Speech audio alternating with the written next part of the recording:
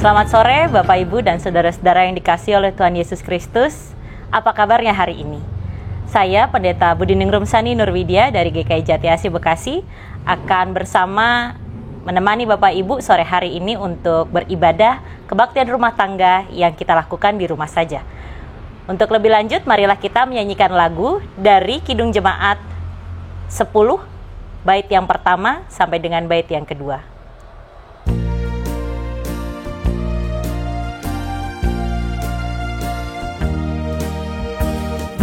Pujilah Tuhan Sang Raja yang Maha Mulia,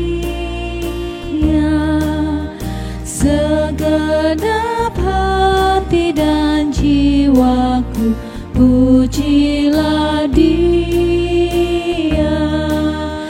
Datang berkah, berilah musikmu berkah, angkatlah puji-pujian.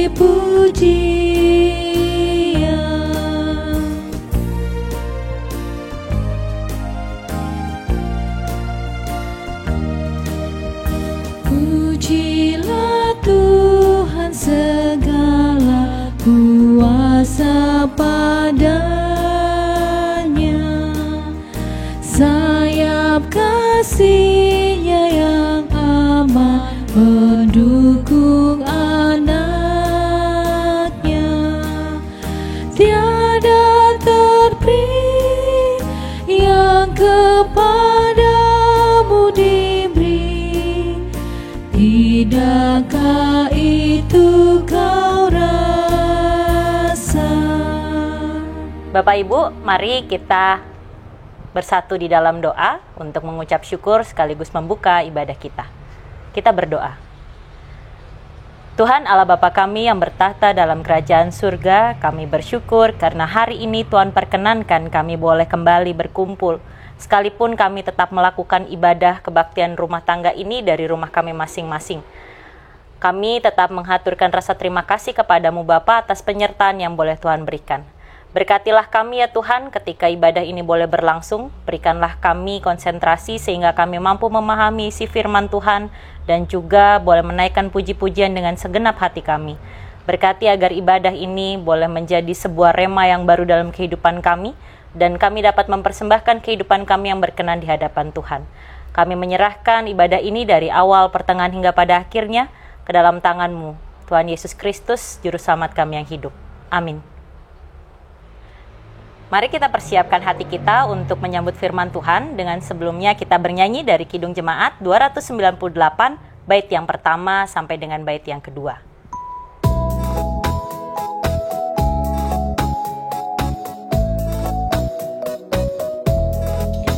Selama bumi didiami, berbunga terus berbuah baik, Engkau ya Allah Bapa kami sembah syukur padamu nak.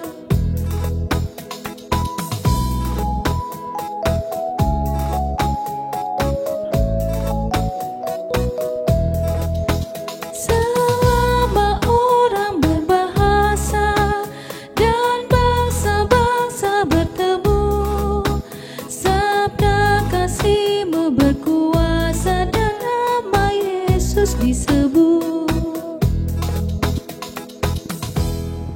Kita sudah bernyanyi, mari kita sekarang bersatu di dalam doa mempersiapkan hati dan pikiran kita menyambut firman Tuhan. Mari kita berdoa. Tuhan Allah yang maha baik, pada saat ini kami mau menyerahkan waktu teduh kami ke dalam tangan-Mu. Kami akan membaca dan merenungkan firman Tuhan ya Bapa. Berkatilah Roh Kudus agar kami boleh mengerti, memahami setiap hal yang kami dengarkan. Dengan hal-hal sederhana pula kami dapat mengaplikasikannya dalam kehidupan sehari-hari. Berkati Tuhan, di dalam nama Tuhan Yesus Kristus, Juru Selamat kami yang hidup, kami berdoa. Amin. Kita akan membaca firman Tuhan pada sore hari ini yang diambil dari Roma pasal yang ke-8, ayat 12 sampai dengan ayat 25. Roma pasalnya yang ke-8, ayat 12 sampai dengan 25. Saya akan membacakan bagi kita sekalian. Jadi saudara-saudara, Kita adalah orang berhutang, tetapi bukan kepada daging, supaya hidup menurut daging. Sebab, jika kamu hidup menurut daging, kamu akan mati. Tetapi jika oleh roh, kamu mematikan perbuatan-perbuatan tubuhmu, kamu akan hidup. Semua orang yang dipimpin roh Allah adalah anak Allah. Sebab kamu tidak menerima roh perbudakan yang membuat kamu menjadi takut lagi, tetapi kamu telah menerima roh yang menjadikan kamu anak Allah. Oleh roh itu kita berseru, ya Aba, ya Bapa. Roh itu bersaksi bersama-sama dengan roh kita, bahwa kita adalah anak-anak Allah. Dan jika kita adalah anak, maka kita juga adalah ahli waris.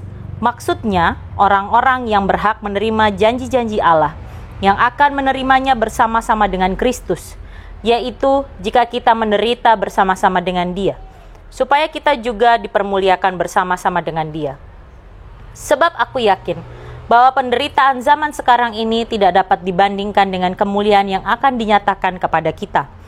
Sebab dengan sangat rindu, seluruh makhluk menantikan saat anak-anak Allah dinyatakan. Karena seluruh makhluk telah ditaklukkan kepada kesia-siaan bukan oleh kehendaknya sendiri, tetapi oleh kehendak Dia yang telah menaklukkannya. Tetapi dalam pengharapan, karena makhluk itu sendiri juga akan dimerdekakan dari perbudakan kebinasaan dan masuk ke dalam kemerdekaan kemuliaan anak-anak Allah. Sebab kita tahu bahwa sampai sekarang segala makhluk sama-sama mengeluh dan sama-sama merasa sakit bersalin. Dan bukan hanya mereka saja, tetapi kita yang telah menerima karunia sulung roh, kita juga mengeluh dalam hati kita sambil menantikan pengangkatan sebagai anak, yaitu pembebasan tubuh kita. Sebab kita diselamatkan dalam pengharapan, tetapi pengharapan yang dilihat bukan pengharapan lagi.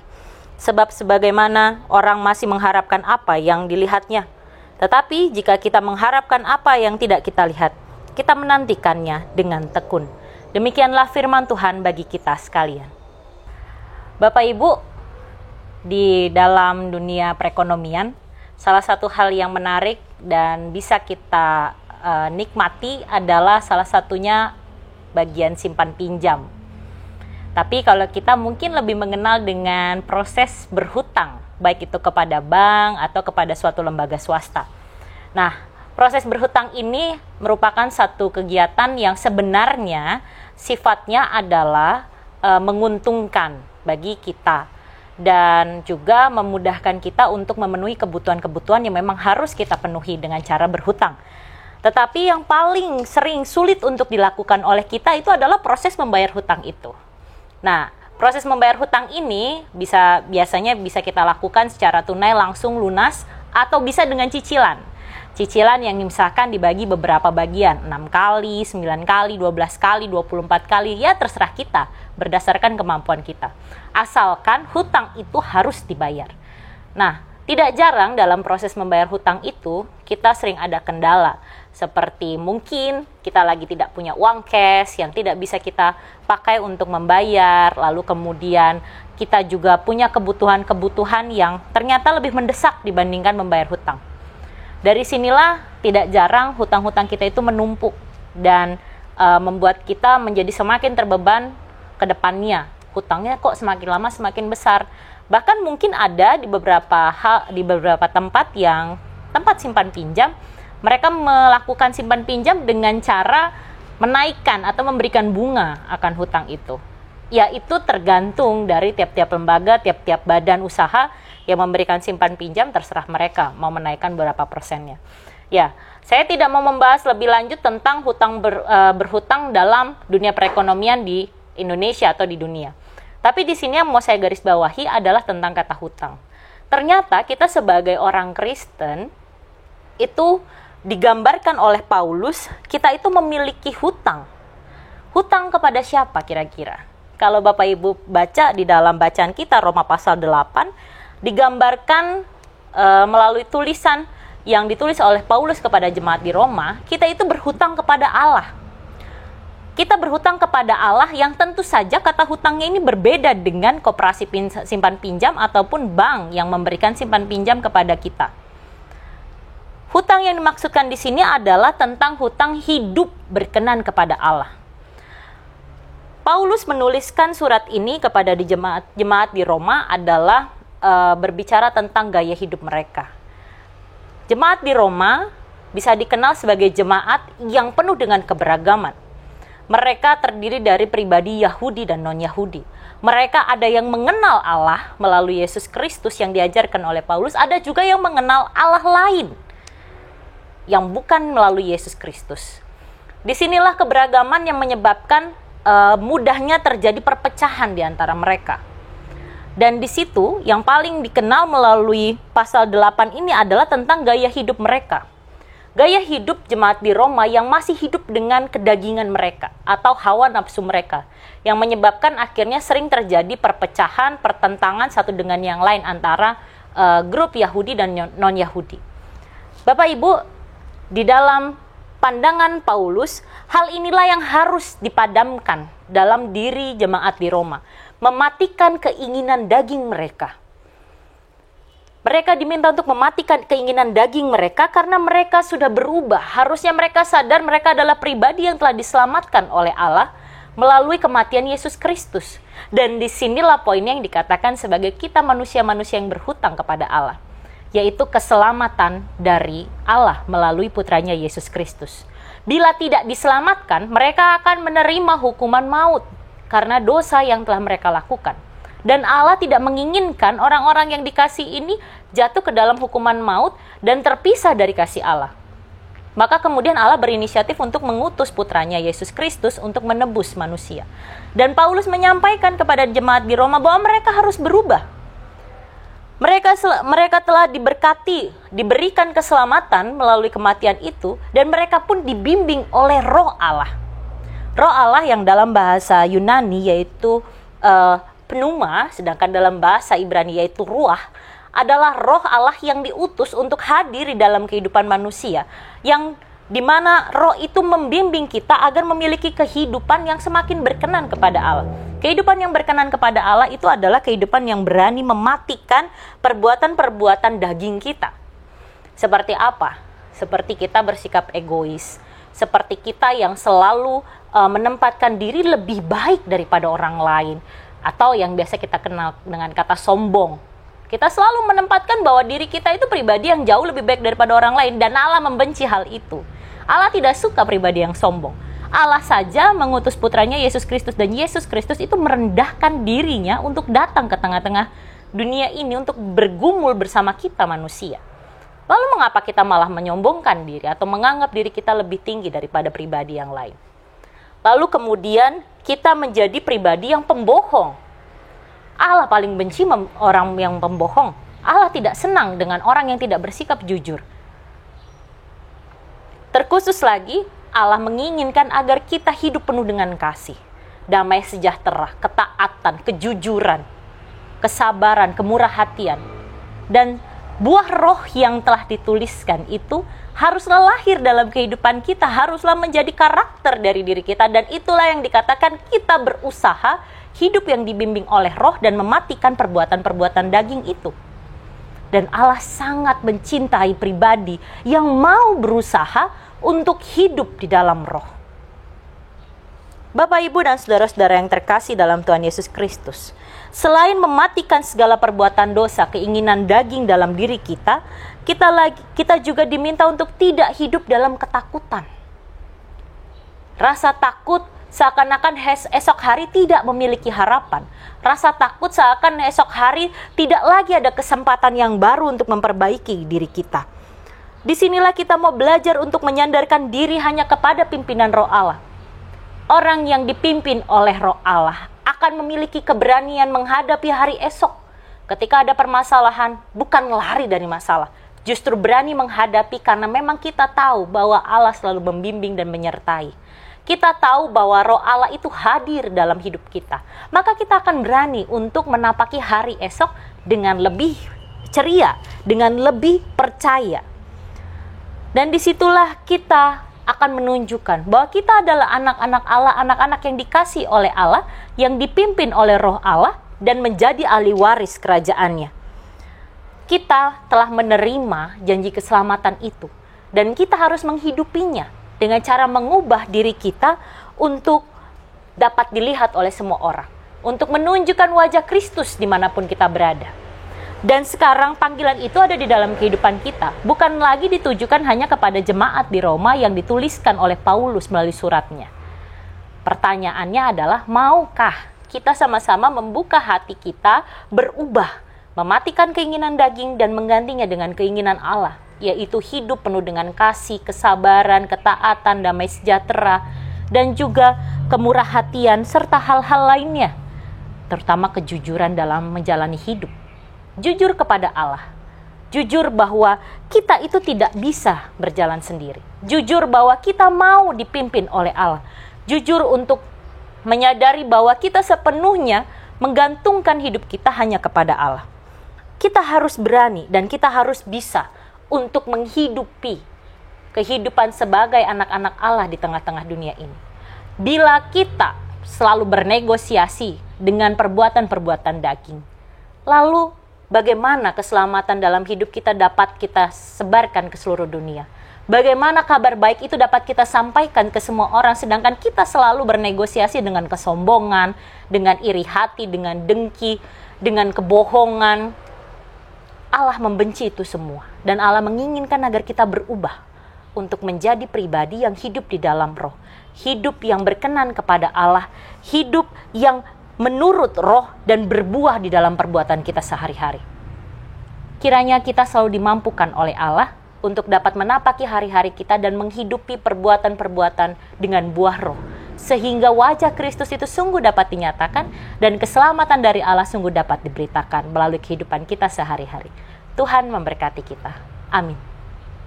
Mari Bapak Ibu, sekarang kita menghadap kepada Tuhan, menaikkan doa syafaat kita berdoa.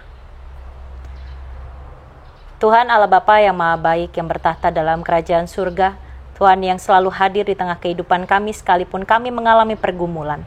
Tuhan yang selalu hadir menolong kami tepat pada waktunya.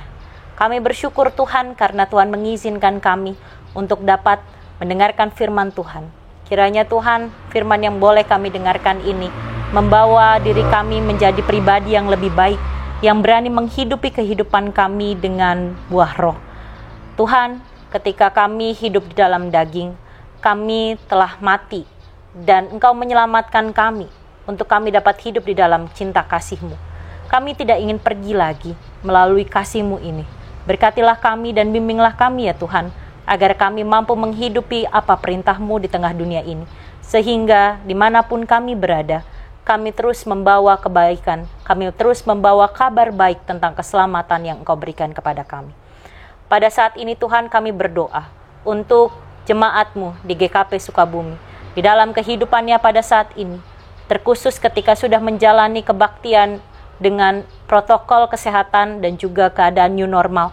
Tuhan boleh berkati agar kami mampu tetap menghayati kebaikan Tuhan, sekalipun mungkin bagi setiap kami yang berusia lanjut harus membatasi aktivitas kami dan tidak lagi dapat pergi ke gedung gereja untuk sementara waktu.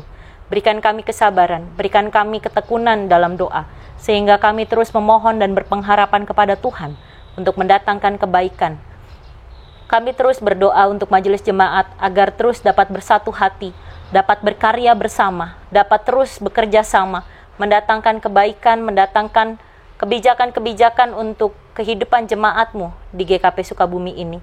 Berkatilah agar setiap hal yang dikerjakan untuk perekaman ibadah, untuk kebaktian ibadah minggu, onsite, dan juga segala bentuk kebaktian yang harus dilakukan secara online, kiranya boleh dilakukan dengan baik.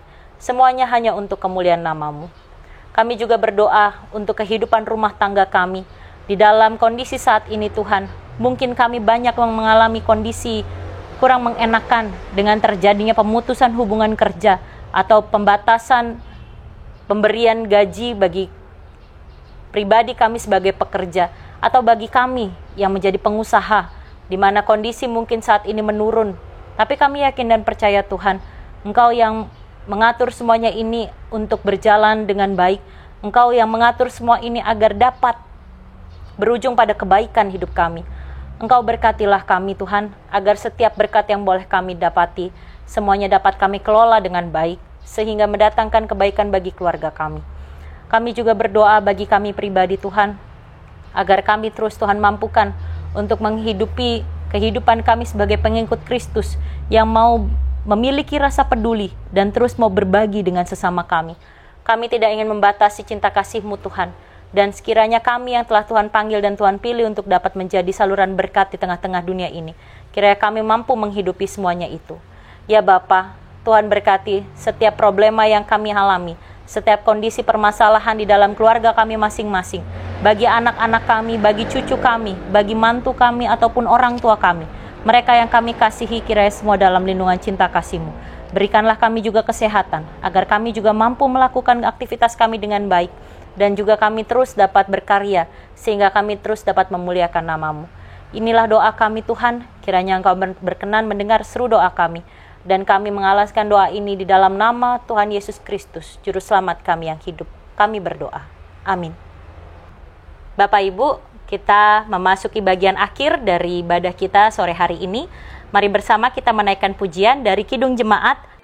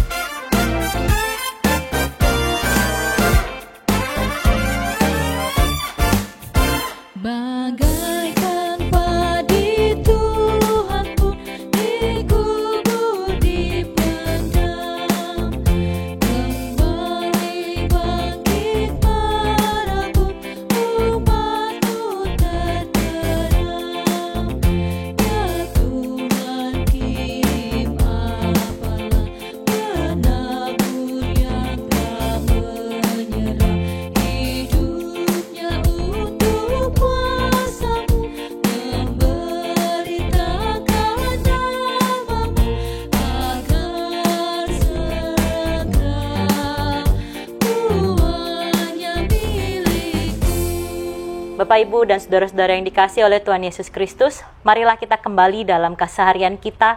Jadilah pribadi yang terus mau memperbarui kehidupan sesuai dengan apa yang Tuhan perintahkan. Sehingga kita tidak lagi menghidupi kehidupan kita dengan keinginan daging, melainkan menjadi keinginan Tuhan. Marilah kita menerima berkat dari Tuhan.